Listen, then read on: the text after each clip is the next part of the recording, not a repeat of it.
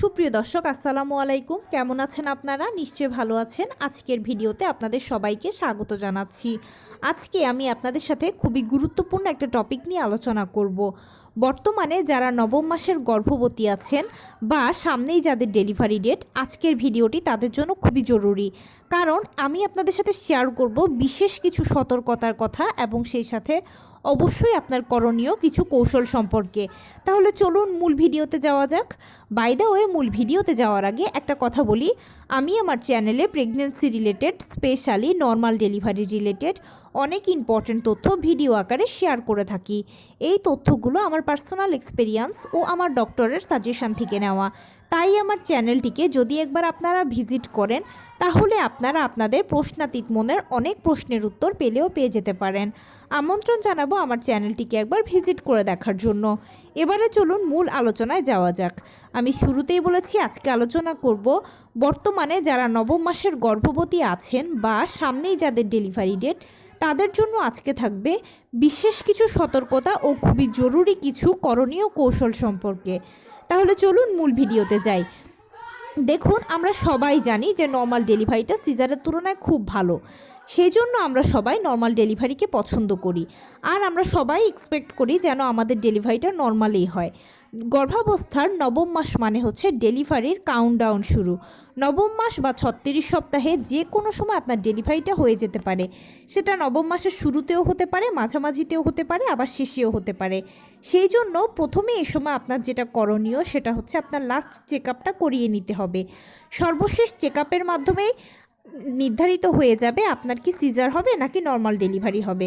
Check আপে যদি দেখেন যে বাচ্চার পানি, পজিশন, প্লাসেন্টা, ওজন সব ঠিক আছে, বাচ্চা সার্বিকভাবে সুস্থ আছে এবং আপনিও সার্বিকভাবে সুস্থ আছেন, গর্ভকালীন যে ব্যথা কষ্টগুলো আছে এগুলোকে বাদ দিয়ে, তাহলে ইনশাল্লাহ ধরে নেবেন আপনার ডেলিভারিটা নর্মালে হবে। আর যদি কোনো কিছু সমস্যা থাকে তখন সেক্ষেত্রে কিন্তু সিজার লাগবে। কখন, কোন দিন, কোন সময় সিজার করাতে হবে সেটা আপনার ডাক্তার আপনাকে বলে দেবে। আপনি সেই অনুযায়ী সিজারটা করিয়ে ফেলতে পারলেন। দ্বিতীয় করণীয় কাজ হবে আপনার অবশ্যই হসপিটাল ব্যাগটা গুছিয়ে রাখবেন। হসপিটাল ব্যাগটা গুছিয়ে রাখলে যে সুবিধাটা হবে, যখনই নর্মাল ডেলিভারি ক্ষেত্রে বিশেষ করে আপনার ডেলিভারি প্রক্রিয়া শুরু হবে, ঠিক তখনই আপনি আপনার হসপিটাল ব্যাগটা নিয়ে গিয়ে চটজলদি হসপিটালে চলে যেতে পারবেন। এতে আপনার আর হ্যাচাল হবে না। এরপরে যেটা আপনাকে করতে হবে, শারীরিক, মানসিক, আর্থিক 3 রকমের প্রস্তুতি নিয়ে রাখতে হবে। কারণ যেহেতু নবম মাস মানে হচ্ছে ডেলিভারির সময়, আর যে কোনো মুহূর্তে ডেলিভারি হয়ে যেতে পারে, সেই জন্য আপনাকে এই প্রিপারেশানটা নিয়ে নিতেই হবে।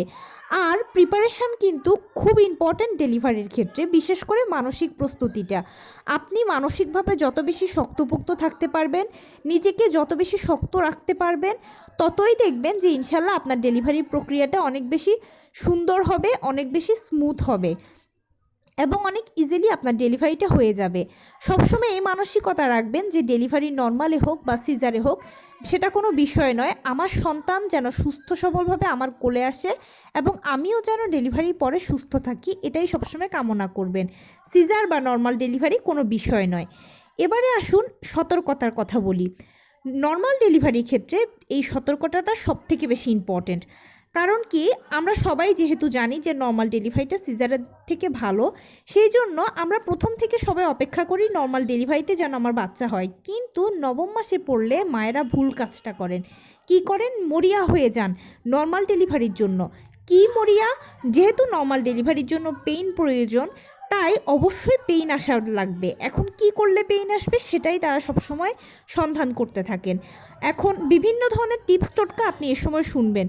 কেউ বলবে যে এইটা করেন 1 ঘন্টায় পেইন আসবে, ওইটা করেন আধা ঘন্টায় পেইন আসবে, আমি এটা করেছিলাম আমার 10 মিনিটে পেইন এসে গিয়েছিল। এই ধরনের বিভিন্ন টিপস টোটকা কৌশলগুলো আপনারা শুনতে পাবেন।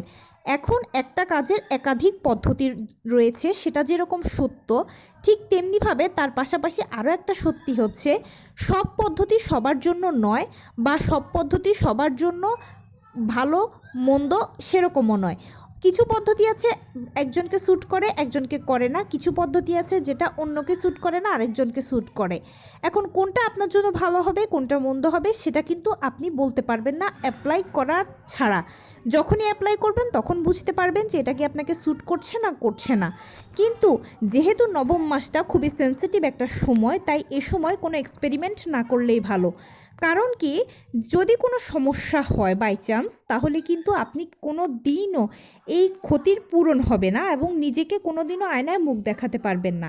আরেকটা কথা কি, ভালো ক্রেডিট সবাই নেবে কিন্তু মন্দের দায়টা কেউ নেবে না।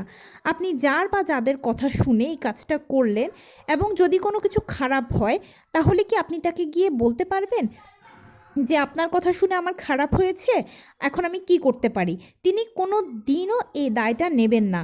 তিনি উল্টে আপনার উপর দায় চাপিয়ে দিয়ে বলবেন যে আপনি না মা, আপনি সন্তানের ভালোর কথা ভাবলেন না কেন, আমার কথা কেন শুনলেন? তখন কি করবেন আপনি? কোনো দিনও নিজের কাছে নিজেও সম্মানিতও হবেন না, প্লাস নিজেই নিজেকে মুখ দেখাতে পারবেন না। তাই অনুশোচনায় যেন পরবর্তীতে আপনাকে না ভুগতে হয়, সেজন্য যে কাজটা করবেন আপনি অবশ্যই ধৈর্য ধরে অপেক্ষা করবেন। আর যদি কোনো কিছু টিপস টোটকা শুনতে পান, তাহলে সেটাকে অন্তত ঠান্ডা মাথায় 100 বার চিন্তা করবেন যে এটা আপনার সন্তানের জন্য নিরাপদ কিনা, আপনার জন্য নিরাপদ কিনা। যদি নিরাপদ মনে করেন তাহলে নিজ দায়িত্বে অ্যাপ্লাই করবেন। আর যদি মনে করেন যে না, খচখচ লাগছে মনের ভেতরটা, কিন্তু করছে, তাহলে প্লিজ স্কিপ করে যান, কোনো প্রয়োজন নেই। নর্মাল ডেলিভারি হচ্ছে একটা প্রাকৃতিক পদ্ধতি। এখানে প্রথম থেকে শেষ পর্যন্ত প্রতিটি ধাপ প্রাকৃতিকভাবে শুরু হয়ে প্রাকৃতিকভাবে শেষ হবে। ডাক্তার দিয়ে জোর করে টানা হ্যাচড়া করে কোনো কিছুই কোনো মতে সম্ভব নয়। তাই মহান আল্লাহ তাআলার উপরে ভরসা রেখে আপনি অপেক্ষা করবেন নর্মাল ডেলিভারির জন্য। তবে একটা কাজ করতে হবে আপনাকে, সেটা হচ্ছে নিয়মিত হাঁটাচলা করবেন, টুকটাক কায়িক শ্রম করবেন, লো কমেটটা ব্যবহার করবেন এবং সেই সঙ্গে নিয়মিত মাছ, মাংস, দুধ, ডিম, হলুদ ফলমূল, সবুজ শাকসবজি, লাল জাতীয় খাবার, ওমেগা 3 ফ্যাটি অ্যাসিড সমৃদ্ধ খাবার, কলা, খেজুর, বাদামের মতো ফলগুলো নিয়মিত খাবেন। প্রতিদিন কুসুম গরম 1 গ্লাস দুধ ও 2টো করে ডিম খাওয়ার কথা ভুললে চলবে না। 12 থেকে 14 গ্লাস পানি পান করবেন। ডাক্তারের দেওয়া আয়রন, ভিটামিন, ক্যালসিয়াম ওষুধগুলো নিয়মিত গ্রহণ করবেন। এভাবে যদি চলতে পারেন তাহলে ইনশাল্লাহ আপনার আর বাড়তি কিছুর প্রয়োজন হবে না। আপনার এমনিতেই ডেলিভারি পেইন আসবে, ডেলিভারি প্রক্রিয়া শুরু হবে এবং খুব স্মুথলি ডেলিভারিটা হয়ে যাবে। কারণ নর্মাল ডেলিভারি প্রাকৃতিক পদ্ধতি, আপনি প্রস্তুতিও প্রাকৃতিকভাবে নিয়েছেন, তাই বাড়তি আর কোনো ঝামেলা আপনাকে পোহাতে হবে না। আর সেই সঙ্গে বেশি বেশি করে উপরওয়ালাকে ডাকবেন, আপনি যেই ধর্মের অনুসারী হন না কেন। মনে রাখবেন এটা আপনার জন্য একটা সময়, আর উপরওয়ালাই এই সময়ের হাত থেকে আপনাকে খুব ভালোভাবে সাহায্য করতে পারবে। এবারে আসুন কিছু কৌশলের কথা বলি। যখনই দেখবেন যে আপনার ডেলিভারি পেইনটা শুরু হয়ে গেছে, যদিও বা নর্মাল ডেলিভারির প্রক্রিয়াটা শুরু হবে পিরিয়ড হওয়া দিয়ে, আপনারা নিশ্চয়ই আমার ভিডিও থেকে ইতিমধ্যে জেনে গেছেন। আপনি স্বাভাবিকভাবে যেরকম এখন আছেন এরকম অবস্থায় দেখবেন যে আপনার পিরিয়ড শুরু হয়ে গেছে। এটা হলো প্রথম ধাপ। আপনি অপেক্ষা করবেন দ্বিতীয় ধাপের জন্য। দ্বিতীয় ধাপে গিয়ে আপনার 1-2 ফোঁটা করে পানি ভাঙবে বা তার থেকেও একটু বেশি ভাঙতে পারে। যদি এরকম পানি ভাঙে তাহলে বিছানায় শটান শুয়ে পড়বেন, কারণ খুব বেশি পানি ভাঙতে দেওয়া যাবে না। বেশি পানি ভেঙে গেলে বাচ্চা গর্ভের ভেতর শুকিয়ে মারা যাবে। আর যদি কেউ দেখেন যে তার পানিটা একেবারে প্রস্রাবের মতো ঝরঝর করে পানি ভাঙা দিয়ে শুরু হয়েছে এই প্রক্রিয়াটা, তাহলে অতি দ্রুত হসপিটালে চলে যাবেন। কারণ একটাই, বেশি পানি ভাঙতে দেওয়া যাবে না, তাহলে গর্ভের ভেতরে বাচ্চা মারা যাবে। তবে আমার পার্সোনাল সাজেশন হচ্ছে এ অবস্থায় আপনারা হসপিটালে চলে যাবেন। হালকা পানি ভাঙা দেখলে হসপিটালে চলে গেলে ভালো। এতে কি হবে, প্রথম থেকে শেষ পর্যন্ত আপনি ডাক্তারের অবজারভেশনে থাকতে পারবেন। পরবর্তীতে যা করণীয় ডাক্তাররাই করবে, আপনাকে আর ঘরে থেকে বাড়তি টেনশন নিতে হবে না। এরপর তৃতীয় পর্যায়ে গিয়ে আপনার পেইন আসবে। সেই পেইনটা প্রথমে হালকা, তারপরে মাঝারি, এরপরে ভারী হবে। পেইনটা কখনোই এক নাগাড়ে হবে না। এটা কারো 10 মিনিট পরপর হয়, কারো 15 মিনিট পরপর হয়, কারো আধা ঘন্টা পরপর হয়। এরপরে যখন ভারী পেইন হবে, মানে ভারী পেইন বলতে এটা বোঝাচ্ছি না যে অসহ্য ব্যথা, মরে যাওয়ার মতো ব্যথা, এরকমটা নয়। কিন্তু ভারী পেইন মানে হচ্ছে বারে কমে আসবে। যেমন আগে 10 মিনিট পরপর হলে এখন 5 মিনিট পরপর, 4 মিনিট পরপর, 3 মিনিট পরপর এরকম করে হবে। তবে যখনই আপনার পেইন শুরু হবে, একটা কাজ করবেন, কুসুম গরম খাবার খাবেন। আপনি তখন যে খাবারই খান না কেন, হতে পারে দুধ খাচ্ছেন, হতে পারে চা খাচ্ছেন, হতে পারে রুটি খাচ্ছেন, হতে পারে ভাত খাচ্ছেন, হতে পারে অন্য কিছু খাচ্ছেন, একটু কুসুম গরম খাবার চেষ্টা করবেন। এতে কি হবে, গরম খাবারগুলো পেইনকে দ্রুত বাড়াতে সহায়তা করে। মানে প্রথমে তো পেইনটা হালকা উঠবে, গরম খাবারটা সেটাকে দ্রুত মাঝারি পর্যায় থেকে দ্রুত ভারী পর্যায়ে নিয়ে যেতে সহায়তা করবে।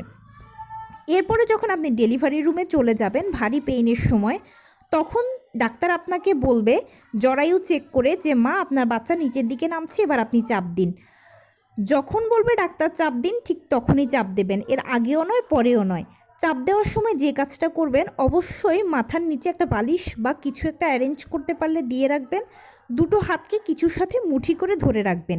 এতে কি হবে, আপনি ফুল বডি থেকে একটা ভালো জোর পাবেন চাপ দেওয়ার জন্য।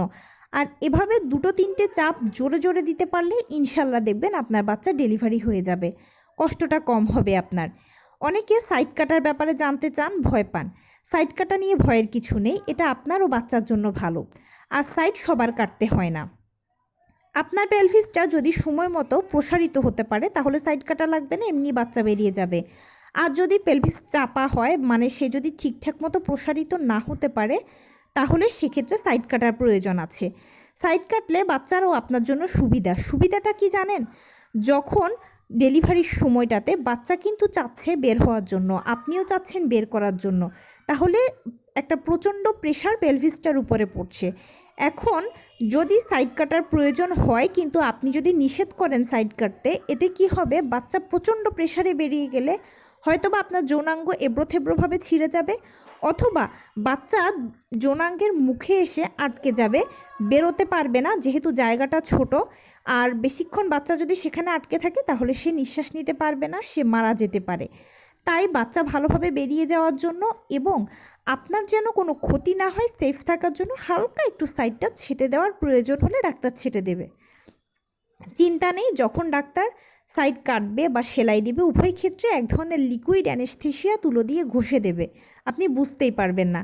আর অ্যান্টিবায়োটিক দিয়ে দেবে, নিয়মিত ভিটামিন সি সেবন করবেন, 7-8 দিন হাইকমেট ব্যবহার করবেন আর ঠান্ডা পানিটা ব্যবহার করবেন। ইনশাল্লাহ দেখবেন 7-8 দিন পরে আপনি সুস্থ হয়ে যাবেন, কোনো সমস্যা নেই। এটা আপনার জন্য ভালো, বাচ্চার জন্য ভালো।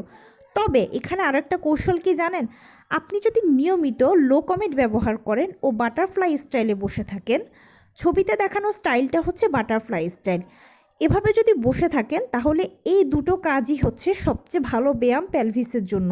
আর এর ফলে কি হয়, পেলভিসটা সময় মতো প্রসারিত হতে পারে এবং এর ফলশ্রুতিতে দেখা যায় যে আর ডেলিভারির সময় সাইড কাটা লাগেও না। তো এই কৌশলগুলো যদি আপনি ডেলিভারির সময় অ্যাপ্লাই করেন তাহলে ইনশাল্লাহ আপনার ডেলিভারি প্রক্রিয়াটা সহজ হবে, সময় কম লাগবে। এই পুরো প্রসেসটা হতে অনেকে 3 থেকে 4 দিন লাগে, অনেকে 2-3 দিন লাগে, অনেকের আবার কয়েক ঘন্টার মধ্যে হয়ে যায়। আপনি যদি প্রথম থেকে আমি যেভাবে বললাম যে নিয়মিত হাঁটাচলা করা আর ওইভাবে খাবারের ওপর নির্ভর করেন, ঘরোয়া খাবারের উপরে, আর এই কৌশলগুলো যদি মেনটেন করেন ডেলিভারির সময়, তাহলে আপনার ডেলিভারিটা অনেক স্মুথ হবে, সহজ হবে, সময় কম লাগবে, কষ্ট কম পাবেন। তো এই ছিল আজকের ভিডিও। কেমন লাগলো বলুন? যদি ভালো লেগে থাকে ও হেল্পফুল হয়ে থাকে তাহলে প্লিজ লাইক, কমেন্ট, শেয়ার করতে একদম ভুলবেন না। আর সেই সঙ্গে আমার চ্যানেলটিকে সাবস্ক্রাইব করার বিনীত অনুরোধ রইল। পাশে থাকা বেল আইকনটি ক্লিক করে দেবেন যেন আমি ভিডিও আপলোড করার সাথে সাথে আপনারা নোটিফিকেশান পেয়ে যান। যদি কোনো প্রশ্ন থাকে কমেন্টসে জানাবেন, আমি রিপ্লাই দেব। প্লাস যদি কোনো পরামর্শ থাকে যে কোন বিষয়ের উপরে ভিডিও বানালে আপনারা উপকৃত হবেন, সেটাও জানাবেন। আমি আপনাদের পছন্দের সর্বোচ্চ প্রায়োরিটি দেব। ভালো থাকবেন, সুস্থ থাকবেন। আসসালামু আলাইকুম।